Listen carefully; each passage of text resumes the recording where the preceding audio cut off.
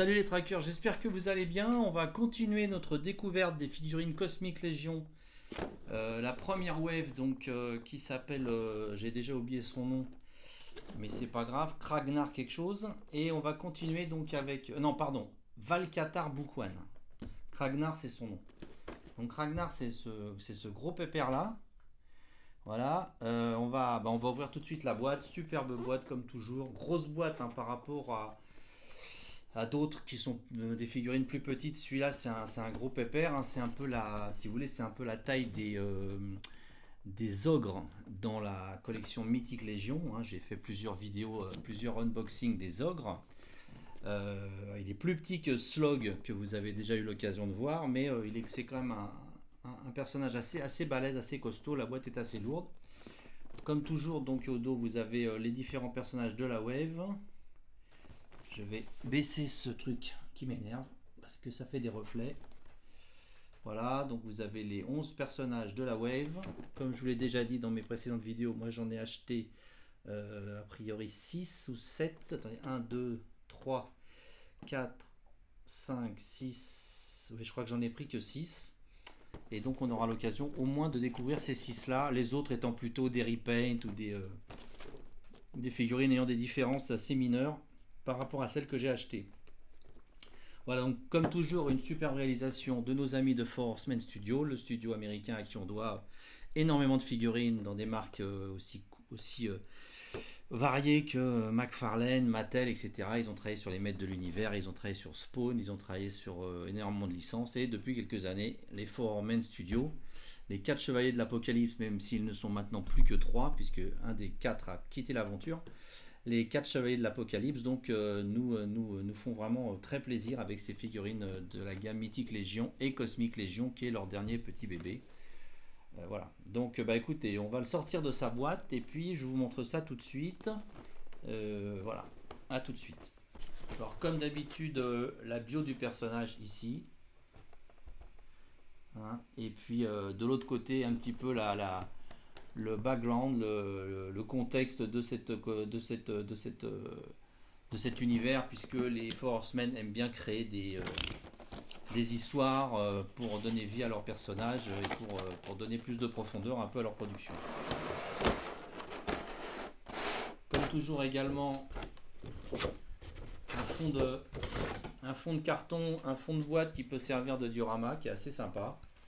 On est un peu sur le thème de la prison dans cette wave, donc là vous voyez on peut utiliser ça pour faire une prison, mettre ça dans un Detolf ou autre.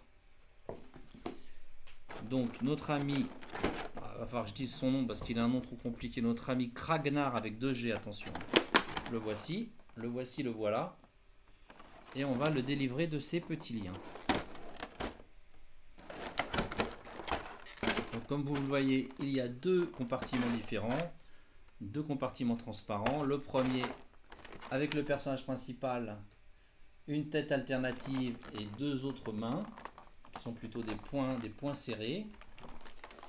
Et dans cette partie là vous avez 2 bras supplémentaires qui ne sont pas des bras alternatifs, car ce personnage a 4 bras, donc ce sont des bras qu'on va ajouter au personnage, son arme, et ça on dirait des espèces de, ah oui, ça doit se mettre sur le, je sais pas ce que c'est que ces espèces d'écailles là, je pense que ça se met peut-être sur les bras. Je sais pas, on va découvrir ça ensemble, j'en sais rien. Voilà mes amis, donc là j'ai sorti notre ami Kragnar, je l'ai délivré de ses petits liens. Je vais lui mettre tout de suite ses 2 bras dans le dos, mais je voulais déjà vous le montrer comme ça. Donc les petits bras, enfin petits, on va les rajouter dans le dos.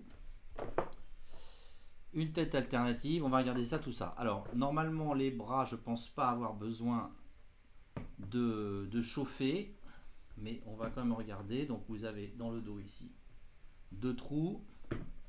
Je vais quand même voir si les pegs là, oui ça va, il pivote, il tourne, donc ça va. Donc on y va.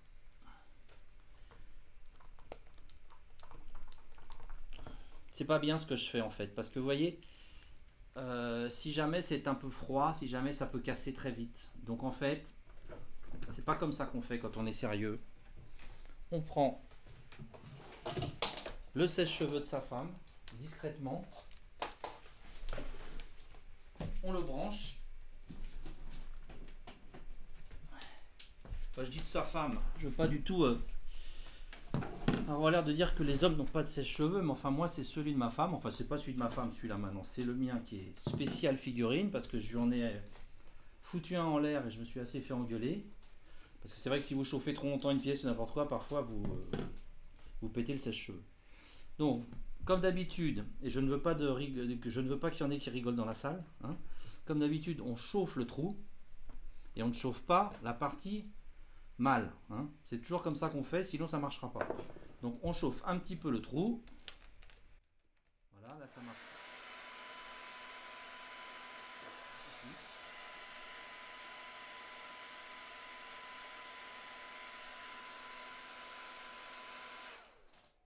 Voilà, et là tout de suite ça rentrera beaucoup plus facilement. Voilà.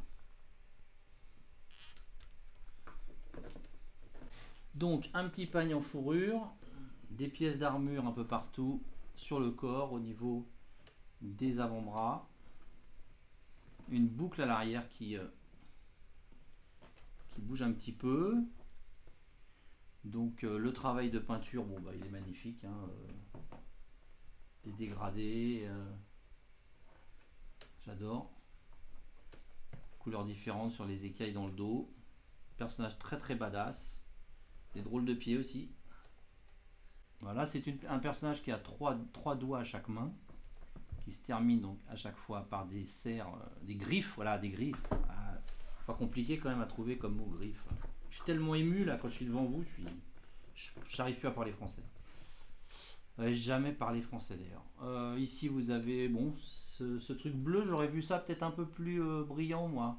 Si ça voulait être un peu, vous voyez, je sais pas très bien, je sais pas s'il y a une histoire pour cette espèce de pierre, mais j'aurais peut-être vu ça un peu plus brillant. Là c'est un peu fade, un peu pâle. Enfin c'est pas très gênant. Voilà, donc il a une arme qui a l'air d'être bien badass aussi, une espèce de masse improbable. Une masse avec sûrement des fonctions électriques dedans, avec deux couleurs assez sympas, une couleur cuivre et puis une couleur métal. Je sais pas si elle se démonte, on dirait qu'il y a un bout qui se... Ah ouais, ça a l'air de se démonter. Donc sans doute parce qu'il y a des pièces qui vont être réutilisées pour d'autres armes, hein. C'est toujours un peu le principe Mythique Légion et Cosmic Légion qui réutilisent plusieurs pièces, enfin plusieurs parties de pièces pour en créer de nouvelles. Ça permet de faire des économies en usine. Donc une tête alternative que je vais vous mettre après, deux points bon alternatifs hein, qui remplacent une des quatre mains, oui, enfin il y a gauche et droite bien sûr. Donc là ce sont des points vraiment fermés. Et alors ça j'ai toujours pas trop compris ce que c'est, mais je vais bien finir par comprendre. Ce sont des écailles, donc ça doit se mettre ça doit se mettre où c'est bizarre ça, hein. Un truc qui m'échappe un peu là, parce que des écailles il y en a déjà partout sur les bras. Je vois pas trop où ça se met. Ah bah si, je suis bête. Si, je sais où ça se met. C'est-à-dire que si vous mettez pas les deux bras derrière, vous en faites une créature qui n'a que deux bras, et ben ça bouche les trous en fait. Et ça va boucher les trous. Voilà. Bah, je vais vous les mettre, vous verrez comme ça. Ça peut faire des variantes. Maintenant, s'il y a des personnes qui veulent customiser ce personnage, qui veulent le peindre d'une autre couleur ou qui veulent changer sa tête, bah, comme ça, il peut y avoir des versions avec deux bras ou des versions avec quatre bras. Voilà. Certains se sont plaints du fait qu'il ne tenait pas droit du tout, enfin qu'il ne tenait pas debout. Moi, il tient très bien. Bon, les articulations sont des articulations simples hein, au niveau des coudes. Ce sont des articulations simples également au niveau des genoux. La tête va pivoter complètement. Le cou ne pivote pas. Hein, c'est un cou qui est... le cou, il est vraiment figé. Le torse, j'ai pas trop envie de le... Vous avez la partie haute du torse, si vous voulez, qui va pivoter un peu, hein, qui va bouger un petit peu. Vous voyez, on voit qu'ici, il y a une possibilité de bouger un peu. Le personnage doit pouvoir faire un tour complet, mais ça m'ennuie un peu parce que je vais dérégler toute sa ceinture. Grand écart, sans problème. No problemo. Il perd un peu son pagne là. Le pied comme d'hab doit faire un tour complet. Petit peu d'amplitude devant derrière. Ouais bon. C'est pas non plus la figurine la plus articulée au monde. Hein. C'est surtout un gros badass. Voilà, donc je vais vous mettre l'autre tête. Je vais vous enlever peut-être les bras. Oui, donc je vous disais tout à l'heure qu'il faut surtout, quand on veut assembler deux pièces, chauffer le trou. Mais là, c'est pas idiot aussi de chauffer un petit peu les articulations. Vous voyez, celle-là, j'ai l'impression qu'elle est un peu dure. Donc si jamais je veux lui faire plier son bras, à mon avis, c'est pas idiot de mettre quand même un tout petit coup de sèche-cheveux ici, ou éventuellement de tremper dans de l'eau chaude, ou mettre de l'eau chaude au micro-ondes, enfin dans de l'eau chaude qui sort du micro-ondes, pas trop chaude quand même, hein, parce que sinon, surtout des petites pièces, elles auront tendance à se déformer. Mais sur des pièces de cette taille, vous pouvez y aller, il n'y a pas trop de problème. Voilà. Donc ce qu'on va faire, on va lui changer sa tête et puis on va enlever ses bras. Voilà les amis, donc là j'ai changé la tête qui est une tête plus posée, qui est un peu moins... Oh, ça a pas l'air d'être un gros nerveux, mais là c'est vrai qu'il a plus une bouche fermée, alors que là il avait une bouche un petit peu entrouverte, on va dire. Il avait l'air un peu plus menaçant. J'ai retiré donc les deux bras. Je sais pas si j'ai très bien mis les pièces dans le dos, parce que je trouve que vous voyez que ça dépasse un peu. C'est pas forcément hyper esthétique, mais je pense que je les ai pourtant bien mises. Il n'y a pas vraiment d'indication, mais je pense que c'est comme ça. Mais enfin, c'est quand même à vérifier. Ne prenez pas ça pour argent comptant. Et je trouve que c'est un petit peu disgracieux. Mais encore une fois, j'ai pu me tromper dans le sens, vous voyez, parce qu'en fait, il y a... Bon, mais je pense que c'est comme ça. Ça dépasse un peu, c'est un peu curieux. Un petit point noir là, je trouve. Vous voyez, c'est pas... Bon, de toute façon, très clairement, je pense que la majorité des gens vont lui mettre ses quatre bras, parce que c'est ce qui fait de lui quand même un personnage assez badass et assez intéressant. Son arme, bon bah voilà, elle est marrante comme tout. Elle ressemble pas à ce qu'on a l'habitude de voir. Beau travail de peinture, beau weathering aussi sur la partie armure. Ce qu'on va faire maintenant, c'est qu'on va comparer sa taille à celle des autres personnages que je vous ai déjà fait découvrir donc dans la collection Cosmic Legion. Alors, on va regarder Kragnar, combien il mesure. Kragnar, il fait à peu près 25 cm.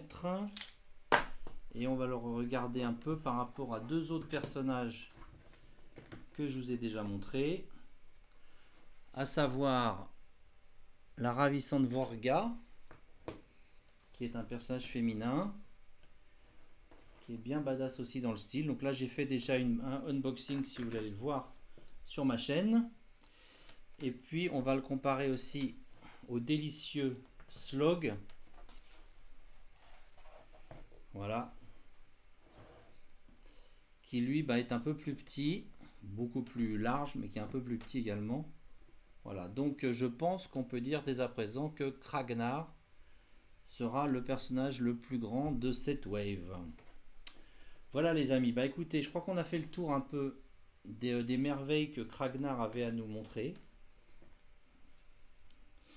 On va continuer notre découverte des figurines de cette wave Cosmic Legion, la première wave, la première série donc de figurines Cosmic Legion que nous attendions depuis 2 ans. Nous avions précommandé il y a 2 ans et qui est donc arrivé récemment. On commence à les trouver, je pense, en Europe. Malheureusement pas sur mon site toystracker.fr, car à l'époque je n'avais pas encore mon site. Je ne pouvais donc pas les précommander, mais j'ai bien l'intention de vous proposer celles qui suivront. Plusieurs waves sont déjà en pré-production, enfin en production actuellement et doivent sortir l'année prochaine. Et néanmoins, vous pouvez quand même aller voir sur mon site, car j'ai d'autres figurines Mythic Legion. J'ai des Cosmic Legion en précommande, les waves suivantes. Et puis j'ai aussi des Mythic Legion en stock, donc n'hésitez pas à aller faire un tour. N'hésitez pas également à vous abonner, à liker, ça fait toujours plaisir. Voilà les trackers, bah écoutez, je vous dis à bientôt et on continue la découverte de ces superbes figurines. À bientôt, ciao.